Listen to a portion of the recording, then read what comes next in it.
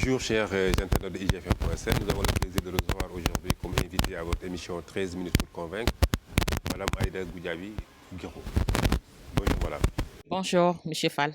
Alors madame, le prétexte de cette invitation, c'est que vous êtes femme, mais chef de quartier. Un titre qui ne couvre pas les quartiers pour ne pas dire. Alors, rapidement, comment vous appréhendez ce chef de quartier d'abord? Bonjour les internautes, bonjour tout le Sénégal, bonjour ma commune, bonjour ma résidence aussi qui est Mixta. Donc je suis la déléguée de quartier de la résidence de la paix Mixta. Comment j'appréhende le fait d'être femme et déléguée de quartier? C'est un boulot assez difficile quand même parce que vous allez gérer toute une cité. Donc, une politique assez difficile parce que vous gérez de grandes personnes beaucoup plus âgées de vous, des hommes, et on sait ce qui se passe au Sénégal, les hommes n'aiment pas être dirigés par des femmes. Donc, avec les nombreux problèmes que nous avons dans les cités, donc pour une femme qui est mariée, avoir des enfants, gérer son foyer, c'est pas du tout difficile. Donc, c'est une conviction, on aime ce métier, c'est même pas un métier, on aime ce qu'on fait, et puis on essaie de faire le maximum pour satisfaire les populations. Ici, au Sénégal, d'habitude, les chefs de quartier, souvent, c'est les vieux à la retraite qui n'ont pas grand-chose à faire. Et vous, apparemment, vous êtes en pleine activité. En pleine activité, parce que d'abord, j'ai eu à gérer le syndic de la cité et de par ma disponibilité, de par ma gentillesse, quand il a fallu avoir un délégué ou une déléguée de quartier, les gens se sont tournés vers moi pour me supplier, je peux dire, de le prendre. Parce que depuis 2011, j'étais là-bas, je gérais le syndic et le syndic, c'est la cité. Donc, ils ne pouvaient pas, comme ils l'ont dit, ils ne pouvaient pas trouver meilleure personne que moi. Donc, après quelques temps, j'ai accepté parce que je savais que c'était une continuité par rapport à ce que je faisais avant. Donc, j'ai pas rechigné, j'ai continué le boulot, bien que maintenant c'est encore beaucoup plus lourd, mais quand même, je gère. Je gère. Cité Mixta, quand on dit cité Mixta, on pense à certaines choses qui ont défrayé la chronique. Une cité réputée abriter des appartements clos, pour ne pas dire des maisons closes. Alors vous, en tant que délégué, comment vous vivez cette situation? Bon, avant c'était un peu difficile hein, parce que c'était ingérable même, je peux dire, avant. Mais de par ma détermination, de par mon combat que je ne cesse d'apporter aux populations, on se bat tous les jours pour ça. Si on voit Mixta il y a 4 ans, il y a un énorme changement. On s'est battu, la presse nous a vraiment aidés et puis les gens savent maintenant, qu'ils sont conscients maintenant que c'est des familles de bonnes personnes qui habitent à Mixta. Des gens ont payé des millions pour acheter un appartement, pour vivre avec leur famille et gérer leur famille. Donc nous, ce qu'on ne va pas accepter et ce que nous n'acceptons pas jusqu'à présent, que des gens viennent du dehors pour venir nous perturber. Et ça, ce combat, on le mène jusqu'à présent. Quelquefois, des nuits blanches, on le fait dans la rue. On vit en syndic, donc ça veut dire qu'il y a des règlements qui régissent la cité. Et nous essayons le maximum possible de suivre ces règlements et de faire suivre aussi ces règlements par les gens qui sont là-bas. Et toutes ces personnes qui viennent nous perturber dans la cité, ils n'habitent pas là-bas. Ils viennent louer des appartements que les gens ont achetés et qui sont à l'extérieur pour vraiment faire leur sale besogne, mais on ne leur laisse pas cette latitude de faire ce qu'ils veulent. La cité nous appartient, on se battra jusqu'au bout pour vivre dans un havre de paix. Donc depuis quelques temps, c'est une situation Et vous savez que ces appartements meublés, c'est partout dans le monde. Les autres quartiers, pourquoi ils ne font pas le buzz? Je peux parler de buzz parce qu'ils n'agissent pas. Mais nous agissons. Nous, on réagit, on les poursuit. Quelquefois, on appelle la police. Donc, il y a les impôts qui interviennent quelquefois, la police du tourisme, nous-mêmes, les populations qui sont de là-bas. C'est-à-dire que les appartements sont tellement proches. Quand on sent quelques mouvements dans l'appartement d'à côté en face, on sait que ce qui se passe, c'est pas catholique. Donc là, ils nous appellent et nous, on intervient de suite. S'il y a des enfants qui viennent faire, des jeunes qui viennent faire des fêtes d'anniversaire, on les fait sortir parce que c'est pas le lieu. On est une résidence et nous, notre résidence, c'est sacré pour nous. On l'a acheté très très cher. C'est pour vivre tranquille. Et cette tranquillité-là, personne ne nous le volera. La tranquillité est parfois aussi dérangée par des situations d'insécurité. c'est un quartier qui est proche du stade où parfois il y a des cas de vol, d'agression. Là, vous avez parfaitement raison parce que nous vivons dans une zone assez dangereuse. Nous, par exemple, dans la cité, nous faisons partie avec le programme des quartiers sûrs de Dakar, avec les ASP. Nous faisons partie des quartiers sûrs de Dakar avec le programme. Mais aux alentours de la cité, c'est une zone dangereuse, très dangereuse même, parce qu'il y a le stade, il y a les mécaniciens, il y a au nord de la cité magistrat. Donc c'est une zone vraiment que nous ne cessons tous les jours de demander aux autorités d'intervenir parce qu'il n'y a pas de lumière. Le soir, à partir de 19h, pour sortir de la cité, c'est un risque.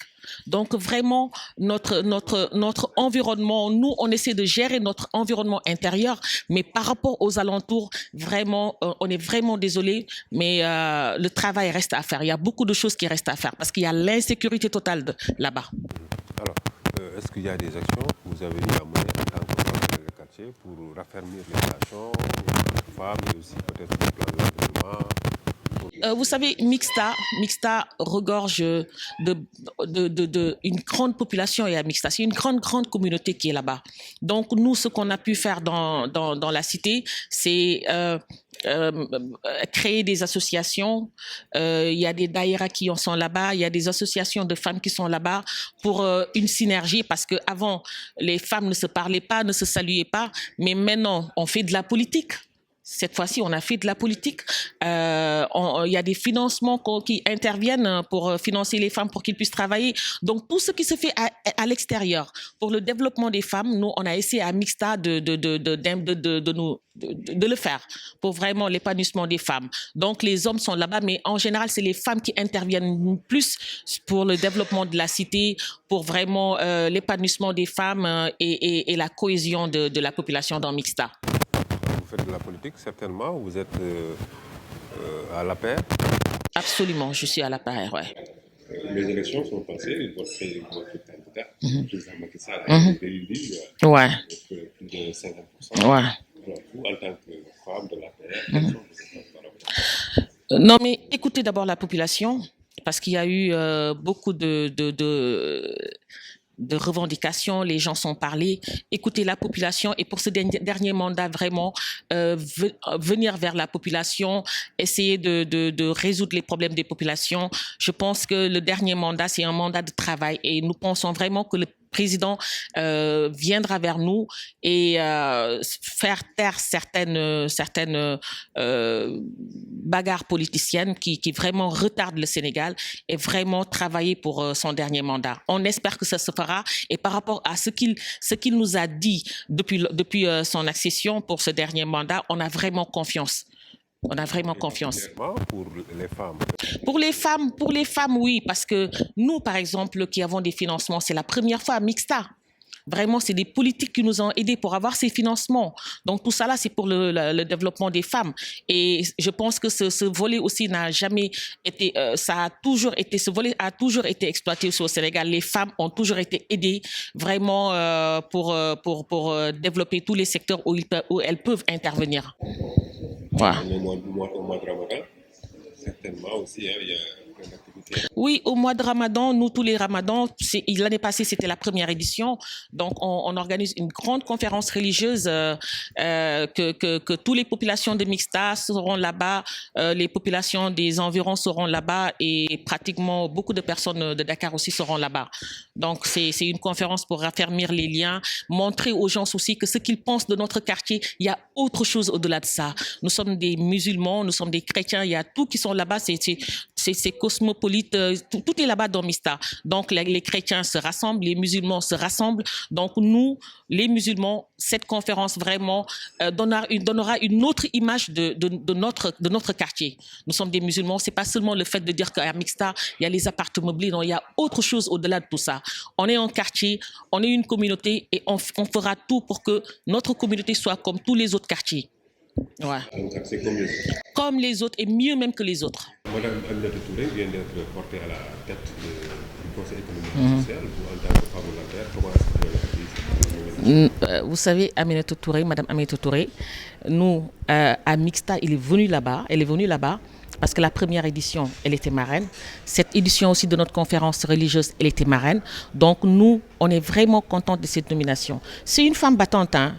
C'est une femme vraiment battante et ça, c'est une consécration. C'est normal que le président la mette là-bas. Donc, nous espérons que ce haut conseil sera encore, le travail sera encore beaucoup plus visible. Les gens, parce que aussi, ce problème du haut conseil, vous savez, moi, je me dis qu'il y a une partie de la population qui n'est pas trop imprégnée de ce haut conseil, son rôle. Donc moi j'aurais vraiment, parce qu'il y a des gens depuis hier qui me disent mais le haut conseil c'est quoi, qu'est-ce qu'ils font là-bas? Donc vraiment s'ils pouvaient encore donner beaucoup plus de visibilité aux actions du haut conseil, et je pense qu'avec Madame Touré, tout ça là peut-être sera fait, parce qu'il y a vraiment des gens qui ne comprennent pas encore le rôle du haut conseil. Vraiment ce que je lui souhaite, je souhaite qu'ils s'appesantissent de ce côté-là pour faire connaître vraiment le haut conseil. Vraiment, il y a beaucoup économique et social, parce qu'il y en a qui ne comprennent pas. Je suis au conseil, je fais partie du haut conseil, mais il y en a vraiment qui ne sont pas trop imprégnés. Ça, c'est le Sénégalais lambda qui est peut-être en bas, qui ne comprend pas trop. Mais nous sommes vraiment contente de cette nomination, surtout à Mixta, qui connaissons Madame Aminata Touré, son engagement, sa conviction et son combat pour le développement aussi des femmes.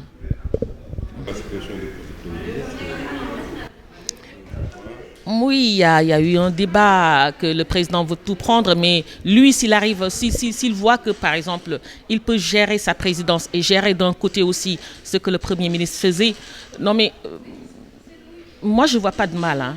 Moi, je ne vois pas de mal. C'est pour bien travailler, c'est pour appréhender tout ce qui va venir.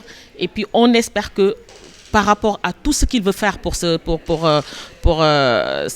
dernier mandat, il le fera. Donc, s'il prend des décisions, c'est des décisions qu'il juge importantes, qui viendra à l'attente des Sénégalais. Alors, vos derniers mots pour... Oui, c'est vous remercier d'abord pour cette interview, et puis remercier mes administrés, les gens de Mixta qui m'ont élu délégué de quartier en tant que femme. Comme je dis, c'est difficile, mais je me bats pour eux. Et ils le savent aussi. Donc, remercier aussi toute ma commune, remercier mon maire, M. Diop, qui vraiment... Peut-être que la gestion d'une commune est très difficile, mais quand même, il fait de son mieux. Ce qu'on demande que, par exemple, qu'il fasse encore beaucoup mieux pour vraiment satisfaire les populations de la commune de la Padoue, et surtout nous qui sommes aux environs du stade, on a un réel problème d'insalubrité de ce côté-là. Merci, M. Fall, je vous remercie beaucoup. Rappelons aux internautes que nous recevions aujourd'hui comme invité à notre émission Convaincre, Mme Aïda Goudiaby Dioro, femme déléguée de quartier de la cité. Merci.